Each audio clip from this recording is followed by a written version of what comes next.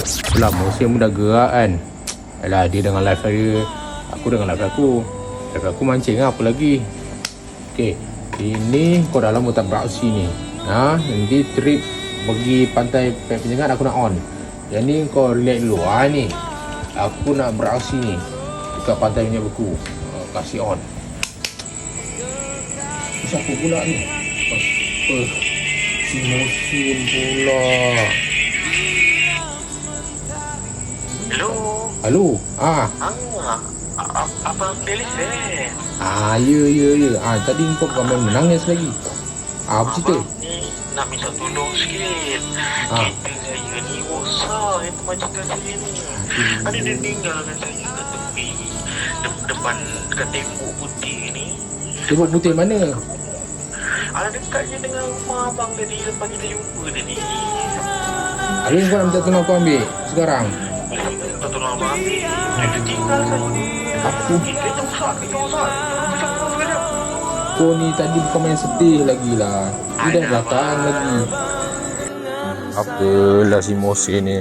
Malam-malam telefon ni. Orang ni bukan malam kau tahu tak? Pagi Musin. Kau ni telefon. Kereta rosak pula. Tadi bukan main sedih lagi. Menangis sebagai. Aduh, apa benda pula ni. Janganlah ada bini aku ni kan bangun pula. Apa benda pula malam-malam ni. Nak start ni korang. Bini bising ni korang. Nak ke mana pula. Musin. Memang menyusahkan aja lah. Ada je. Pagi-pagi ni kan malam ni kata. Aduh, kereta rosak pula. Kata dekat jalan kebun.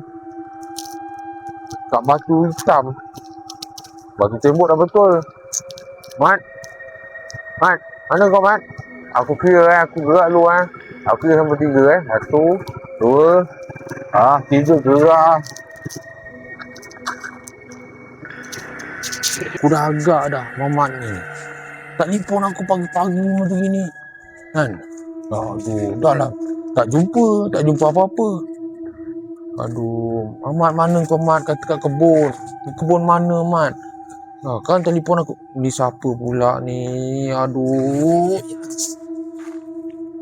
Aduh, tadi 2 benda lah. Pelik lah jumpa malam ni.